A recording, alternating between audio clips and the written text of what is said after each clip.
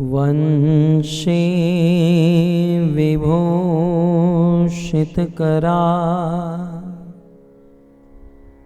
नवनीरदाभात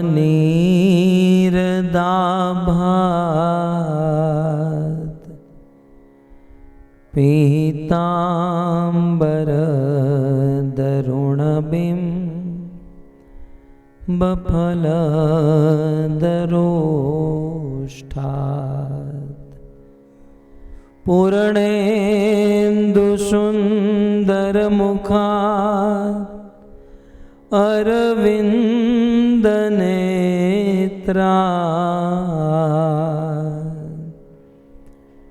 कृष्णात् परं किमपि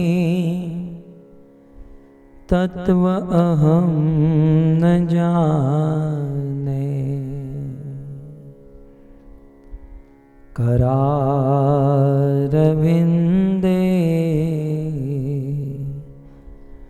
न पदारविन्दम्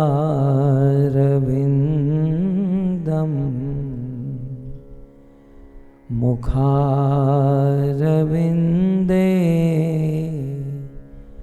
विनिवेशयन्तम्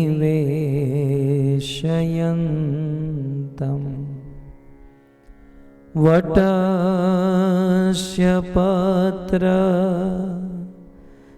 पुटे शयानं बालं मुकुन्दं मनसा स्मरामि।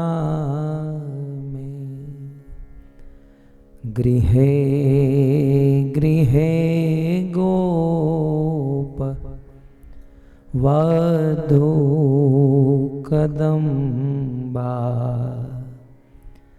सर्वे मिलित्वा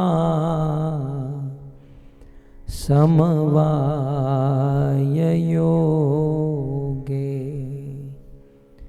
पुण्यानि नामानि पठन्ति नित्यम् पुण्यानि नामानि पठन्ति नित्यम्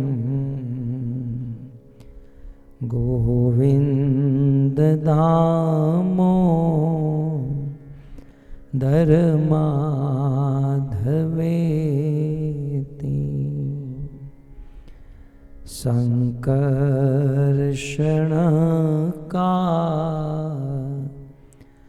संकर्षणकारणतो यशायि गर्भोदशायि च पयोधिशायि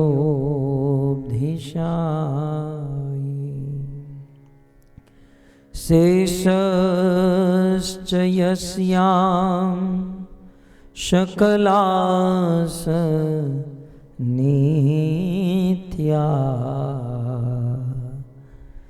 शेषश्च यस्यां शकलास नित्या नन्दाख्यरामं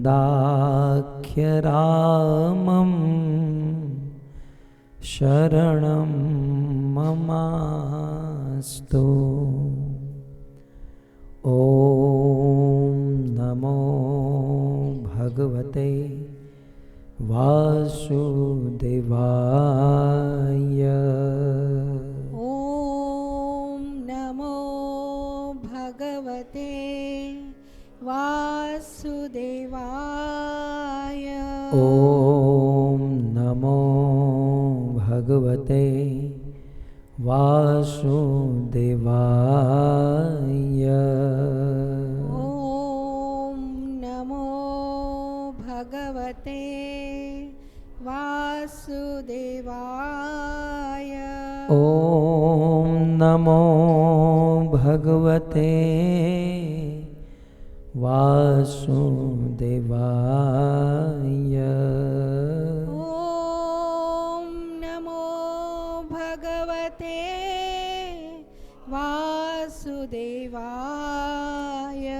नारायणं नमस्कृत्य नारायणं नमस्कृत्य नरं चैव नरोत्तमं नरं चैव नरोत्तमं देवीं सरस्वतीं व्यासं देवीं सरस्वतीं व्यासं ततो जयमुदीरये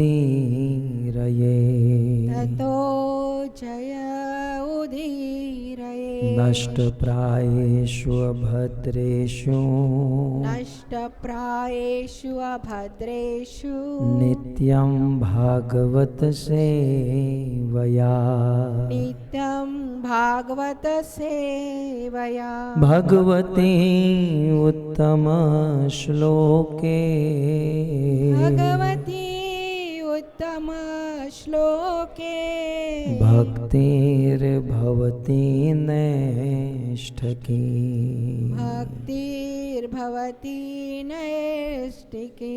श्रीमद्भागवतम स्कंध 10 अध्याय 1 श्लोक क्रमांक 21।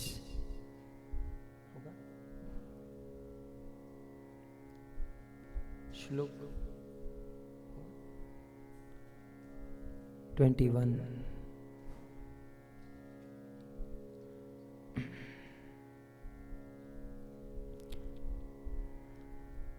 गीरं समादो गगने समीरिताम्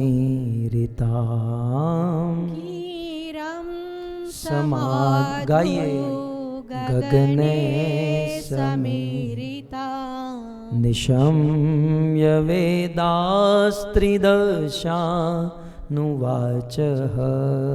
निशम्य वेदास्त्रिदधासुवाच गाम्पो ऋषिं मे शृणुतामरा पुनः परुषं मे शृणुतामरा पुनः गाम्पो ऋषिं मे शृणुतामरा पुनः ऋषिं मे स्मृतामरा पुनः विधीयतामाशु तथैवमाचिरम् विधीयतामाशु तथैवमाचिरम् गीरं समादो गगने समीरिताम् गीरं समाधो गगने समीरिता निशम्य वेदास्त्रिदशानुवाचः निशम्य वेदास्त्रिदशानुवाचः गाम्पो ऋषिं मे शृणुतामरः पुनः ऋषिं मे शृणुतामरा पुनः गाम्पो ऋषिं मे शृणुतामरः पुनः ऋषिं मे शृणुतामरा पुनः विधीयतामाशु तथैवमाचिरम् विधीयतामाशु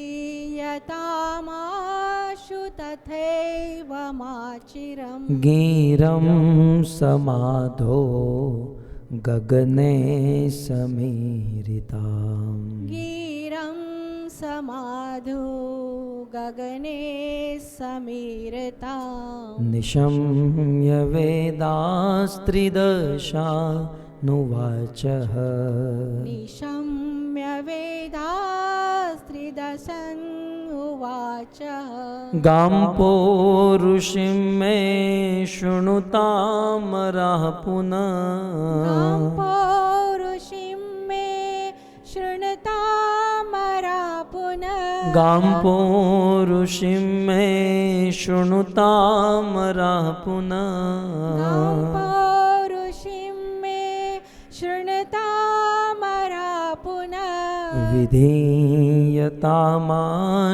तथैवमाचिरम् विधीयतामाशु तथैवमाचिरम्। मधुपति प्रभु बोलिए।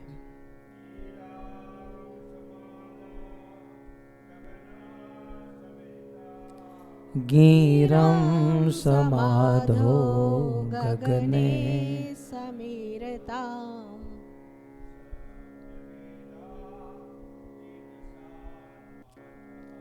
निशम्य वेदात्रिदशानुवाचः।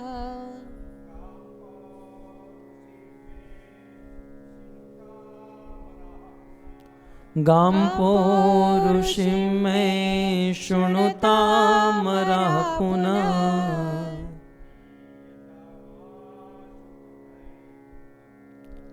विधीयताम् तथैवमाचिरम्।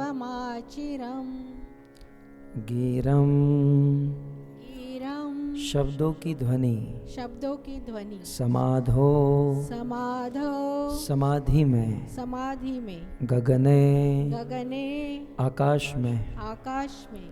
समीरिताम समीरिताम् ध्वनित, ध्वनित। निशम्य निशम्य सुनकर, सुनकर। वेदा वेदास ब्रह्मा ने, ब्रह्मा ने। त्रिदशान त्रिदशान देवताओं को, देवताओं को। उवाच वाच कहा, कहा।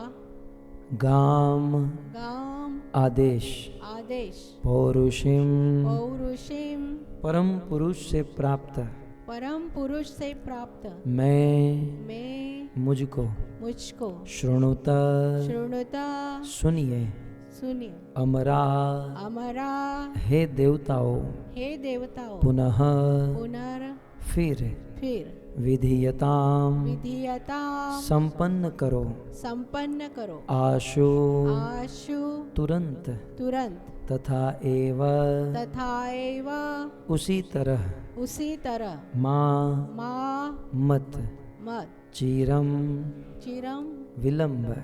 विलंब।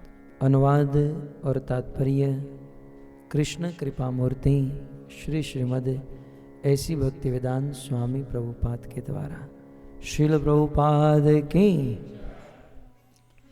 श्रील प्रभुपाद इस श्लोक के अनुवाद में लिखते हैं, ब्रह्मा जी जब समाधि में थे, भगवान विष्णु के शब्दों को आकाश में ध्वनित होते हुए सुना।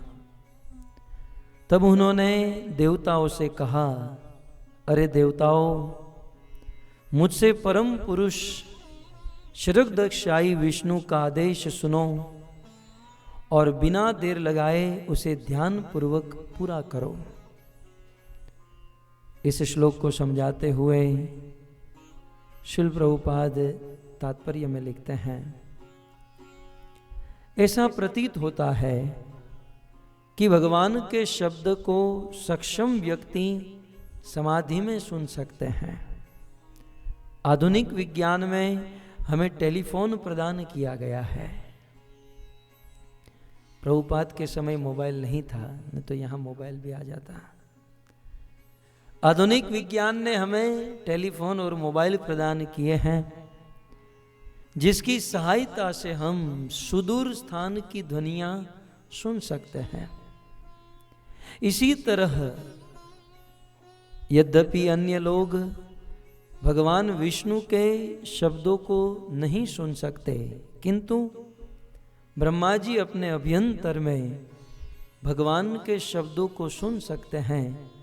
इसकी पुष्टि भागवत के प्रारंभ में ही तेने ब्रह्म हृदय आदि कवये इस श्लोक के द्वारा की गई है। नमो विष्णुपादाय, बोलिए, कृष्ण प्रेष्ठाय भूतले श्रीमते भक्ति वेदांत स्वामिनिति नामिने नमस्ते सरस्वते देवे गौरवाणी प्रचारिणे निर्विशेष शून्यवादी पाश्चात्य देशतारिणी। जय श्री कृष्ण चैतन्य प्रभु नित्यानंद, श्री अद्वैत गदाधर श्रीवासादि श्री गौर भक्तवृंद। हरे कृष्णा कृष्णा कृष्णा हरे हरे, राम राम राम हरे हरे। नमस्ते तुहल ग्राम, नमस्ते मूषलायुध,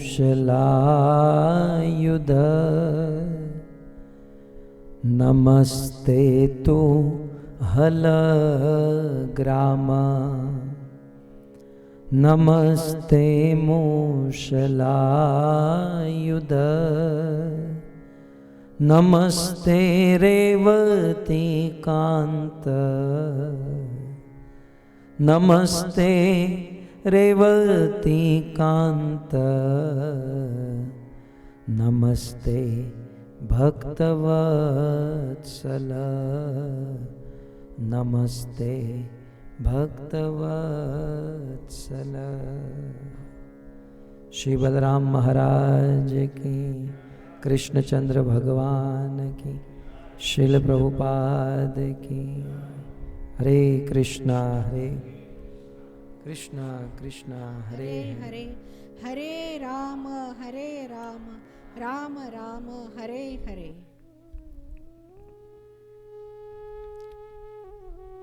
उपस्थित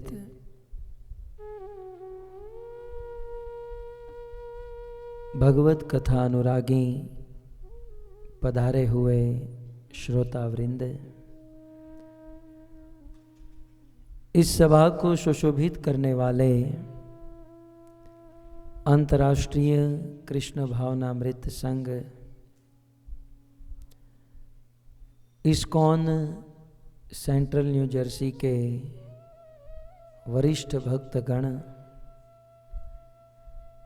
दूर दूर से पधारे हुए अतिथि मेहमान महानुभाव एवं आधुनिक इंटरनेट के द्वारा इस कथा का श्रवण करने वाले देश विदेश के समस्त श्रोतागण, श्रीमद् भागवत कथा के अंतिम एवं षष्ठ दिवस में पुनः एक बार आपका स्वागत एवं आप सबके चरणों में हमारा प्रणाम।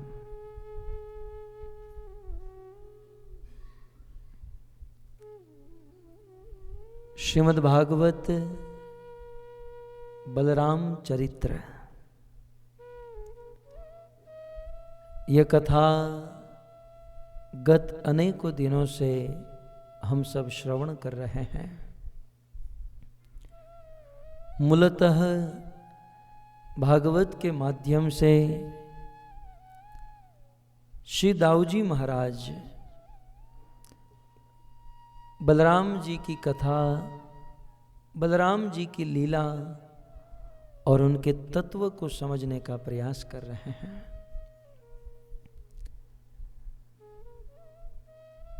बलराम जी को प्रणाम करते हुए आचार्य चरण ने बहुत सुंदर कहा,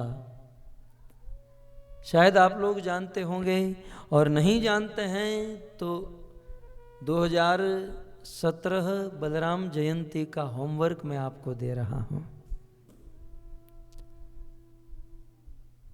कथा में और कुछ याद रहे या न रहे, एक वस्तु आज याद कर रखनी है। हम रोज भगवान के सामने आते हैं और भगवान को प्रणाम करते हैं, और प्रणाम करते समय भगवान का प्रणाम मंत्र बोलते हैं। जैसे चैतन्य महाप्रभु के लिए नमो महावदान्याय है, प्रभुपाद के लिए नमो विष्णुपादाय, कृष्ण के लिए हे कृष्ण करुणा सिंधु, राधा के लिए तप्त कांचन गौरांगी, राम के लिए लोकाभिरामम, विष्णु के लिए सशंख चक्र सकिरीट कुंडलम, गजानन गणपति महाराज के लिए गजाननम भूत गणाधि सेवितम कपित जाम्बू फलचारु भक्षणम उमासुतम शोक विनाशकारकम, शिव जी के लिए कर्पूर गौरम करुणावतारम। याद है ना आप सबको? तो आपने मन में सोचा कि बलराम जयंती आ रही है, रोज जगन्नाथ बलदेव सुभद्रा का हम दर्शन करते हैं, तो बलराम जी को किस मंत्र से प्रणाम किया जाए। हालांकि भगवान तो भाव ग्रहण करते हैं, परंतु यदि विधि के साथ प्रणाम किया जाए तो इसका पूर्ण फल मिलता है। और इसलिए वैसे बलराम जी के अनेकों प्रणाम मंत्र मंगलाचरण में मैं उच्चारण कर रहा हूं, लेकिन सबसे प्रसिद्ध आचार्य चरण ने जो हमें प्रदान किया है वो है नमस्ते तू हल ग्राम। बोलिए नमस्ते तू हल ग्राम, नमस्ते मूषलायुध, नमस्ते मूषलायुध, नमस्ते रेवती कांत, नमस्ते रेवती कांत, नमस्ते भक्तवत्सल। नमस्ते भक्तवत्सल। कितने लोगों को याद है? हाथ ऊपर कीजिए।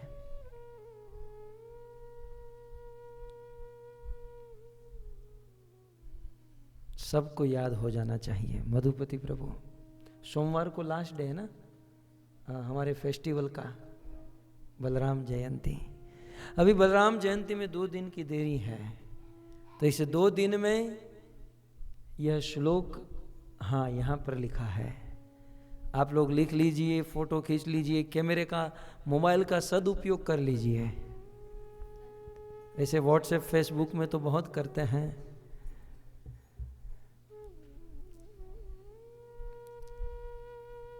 नमस्ते तू हल ग्राम, नमस्ते तू हल ग्राम, नमस्ते मूषलायुध,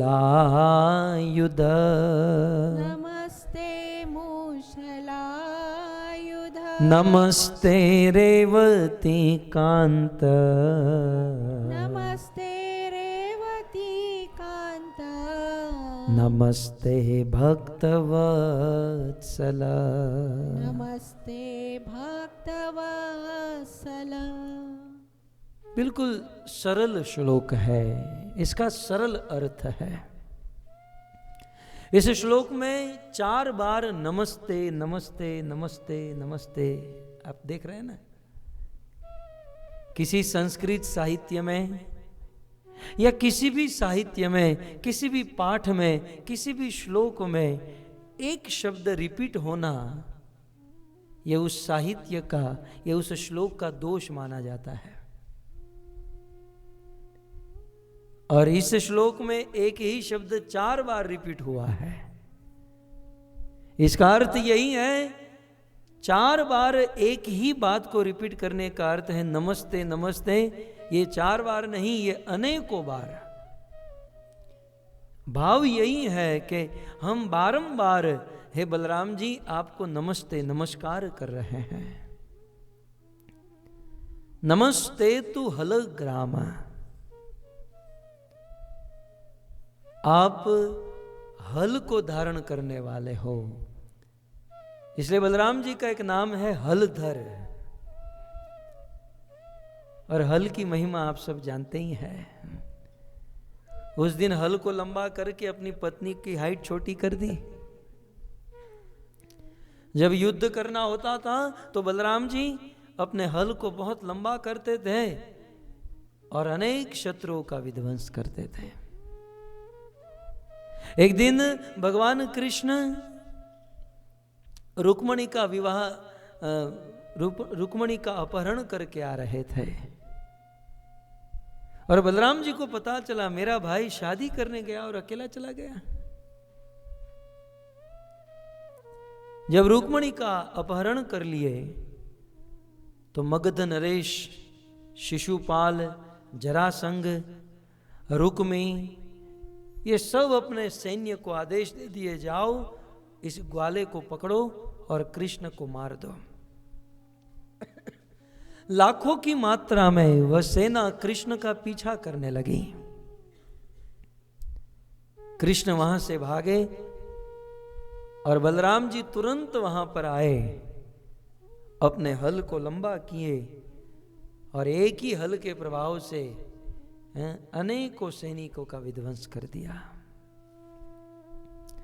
तो ऐसे हलधर, ऐसे हल को धारण करने वाले बलराम को मैं नमस्कार करता हूं। इसलिए नमस्ते तू हल ग्राम, याद रह गया? सिंपल है, नमस्ते तू हल ग्राम। और आगे है नमस्ते मूषलायुध। बलराम जी और एक शस्त्र रखते हैं, ये होलसेल के व्यापारी हैं, सारे शस्त्र रखते हैं। मूसल रखते हैं, मूसल जानते हैं? नहीं तो गांव में रहने वाले जानते हैं। इसे मसाला पीसने के लिए गांव में ग्राइंडर मिक्सर नहीं होता था, एक पत्थर होता था और उस पत्थर से वो मसाला कूटते थे, उसे मूसल कहते हैं। तो और अखाड़े में भी जो होता है ना, जिसको लेकर कसरत करते हैं, एक्सरसाइज करते हैं, तो ऐसे मूसल को बलराम जी धारण करते हैं। इसलिए नमस्ते मूषलायुध, नमस्ते रेवती कांत। और रेवती बलराम जी की पत्नी है, कांत माने प्रिय। रेवती के प्रिय बलराम जी को मैं नमस्कार करता हूं। और नमस्ते भक्त वत्सल, और अपने भक्त के प्रति जो बहुत प्रेम करते हैं। वत्सल माने जैसे ताजी ब्याई हुई गाय अपने बछड़े से प्रेम करती है, ठीक उसी प्रकार बलराम जी अपने भक्तों से प्रेम करते हैं। इसलिए नमस्ते भक्त वत्सल। तो बलराम जी का यह प्रणाम मंत्र, ऐसे बलराम जी के विषय में हम सब श्रवण कर रहे हैं। पूर्व में 5000 वर्ष पूर्व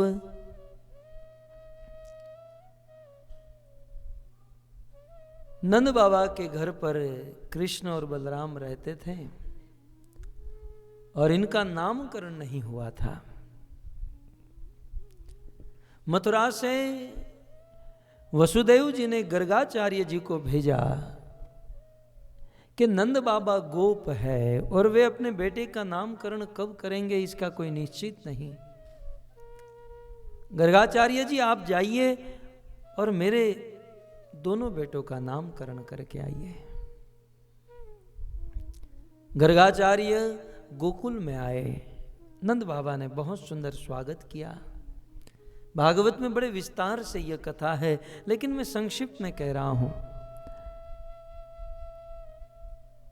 नंद बाबा ने गर्गाचार्य का जो स्वागत किया है, अतिथि का स्वागत, साधु संत महात्माओं का स्वागत कैसे करना चाहिए, ये भगवान के बाप से सीखिए। हैं? साक्षात ईश्वर के पिता है, कृष्ण के पिता है, लेकिन संतों का आगमन तो देखिए कैसे, कितनी अच्छी तरीके से करते हैं। गर्गाचार्य जी गांव में आए, नंद बाबा गए और गर्गाचार्य जी का स्वागत किया, बहुत सुंदर उनकी पूजा की। किसी भी व्यक्ति का स्वागत अनेक तरीकों से किया जा सकता है, हार माला पहनाकर, आरती करके, पूजा करके, ड्राई फ्रूट मिल्क शेक पिला के, अनेकों तरीके से। लेकिन सबसे मूल बात होती है वाणी से किसी का स्वागत करें। आप किसको कितना भी अच्छा खिलाओ पिलाओ, लेकिन वाणी यदि कटु है तो वो प्रसन्न नहीं होगा। सुंदर वाणी से नंद बाबा ने कहा, गर्गाचार्य जी अच्छा हुआ आप आए, और आप हमारे घर पर आए इसका एक ही कारण है, महद्वि चलनम नृणाम गृहिणाम दीन चेतसाम।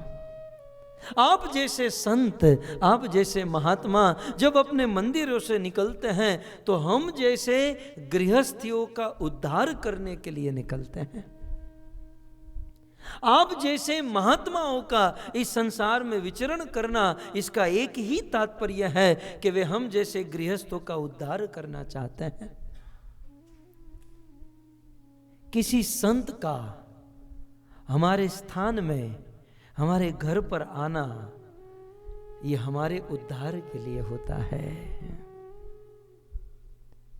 नंद बाबा ने कहा, आज मैं प्रसन्न हो गया, आज मेरे पितृ, आज मेरे पूर्वज तृप्त हो गए कि आप जैसे महात्मा मेरे घर पर आए। भूतानाम देवचरितम दुखाय च सुखाय च। नंद बाबा कहते हैं कि मनुष्य की बात छोड़ दीजिए, मनुष्य तो स्वार्थी है ही, परंतु 33 करोड़ देवी देवता भी संसार के जीवों को कभी कभी सुख देते हैं तो कभी कभी दुख भी देते हैं, और अधिक तो दुख ही देते हैं। परंतु धन्य है आप जैसे महात्मा जो भूतानाम संसार के जीवों के मात्र कल्याण के लिए काम करते हैं। सुंदर स्वागत किए और कहे, आप तो ज्योतिषाणाम प्रवर, ज्योतिष जोने में प्रवर हो। गर्गाचार्य जी, आपके चरणों में एक ही निवेदन करता हूं कि आप मेरे दोनों बेटे के नामकरण कर दीजिए। गर्गाचार्य ने कहा कि मैं तो यदुओं का कुल पुरोहित हूं, और यदि मैंने आपके बेटों का नामकरण किया तो कंस को तो जानते ही हो, वो पापमती है। कंस को यदि पता चल गया कि मैंने आपके बेटों का नामकरण किया है तो उनके मन में ऐसा होगा कि ये दोनों वसुदेव के बेटे हैं, और वह अपने अनुचर को भेजकर आपके पुत्र को मार डालेगा। नंद बाबा ने कहा, महाराज आप चिंता मत कीजिए, कंस को पता ही नहीं चलेगा, क्योंकि घर के सब लोग बाहर गए हैं, मैं अकेला घर पर हूं और दोनों बच्चे घर पर हैं। गर्गाचार्य जी ने कहा, देखो दीवारों के भी कान होते हैं। बोले कोई बात नहीं, आपको इतनी ही चिंता है तो चलो मेरे साथ गौशाला में। नंद बाबा गर्गाचार्य को और दोनों बच्चों को लेकर गौशाला में गए, और सर्वप्रथम बड़े बेटे को गर्गाचार्य के गोद में रखा। गर्गाचार्य ने उनका भविष्य देखा। गर्गाचार्य बड़े बेटे का भविष्य देखकर कहते हैं कि नंद बाबा आप धन्य हो, आपका ये बड़ा बेटा अपनी लीला से आप सबको आनंद देगा। आपका ये बड़ा बेटा अपनी लीला से आप सबको आनंद में रमाएगा, और इसलिए रमयति, ये सबको रमाएगा, इसलिए मैं इसका नाम राम रखता हूं। पहला नाम राम रखा गया। रामायण में भी वर्णन है, जो आनंद सिंधु सुख राशि, जो आनंद सिंधु सुख राशि सी करते त्रिलोकयुपासी सी करते त्रिलोकयुपासी सो सुख धाम राम असनामा सो सुख धाम राम असनामा अखिल लोक दायक विश्रामा। वशिष्ठ जी ने भी कहा था कि महाराज आपका ये बेटा आनंद का समुद्र है।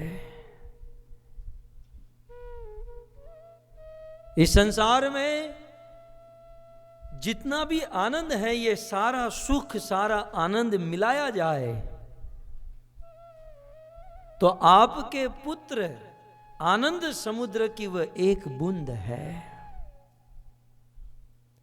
आपका बेटा आनंद का समुद्र है, अपने लीला से सबको आनंद देगा, इसलिए इनका एक नाम रखता हूं राम।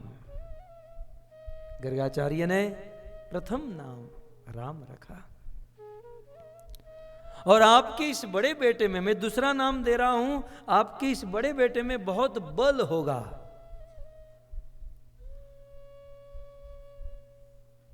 बलम विख्यात, आपके बेटे में बहुत बल होगा, इसलिए बलह विदु, इसलिए दुनिया के लोग इसे बल कहेंगे। ये कंप्लीट नाम है बल जो है, लेकिन हम लोग बल नहीं बोलते, हम लोग साथ में बोल देते हैं बलराम। राम नाम सेपरेट है और बल नाम भी एक सेपरेट नाम है। तो दूसरा नाम दिया गया बल। और आगे कहते हैं आपका ये बेटा, क्योंकि अपने जन्म से 2 परिवार को जोड़ा है, आपके इस बेटे ने 2 परिवार का मिलन किया है, इसलिए मैं इसका तीसरा नाम संकर्षण रखता हूं। संकर्षण का एक अर्थ होता है जोड़ना, आकर्षित करना, खींचना। तो इस प्रकार बलराम जी के 3 नाम रखे गए। गर्गाचार्य बलराम जी का नामकरण करके प्रसन्न हुए। तत्व की बात कह दूं कि इसका अर्थ यह नहीं है कि बलराम जी का नाम गर्गाचार्य ने रखा।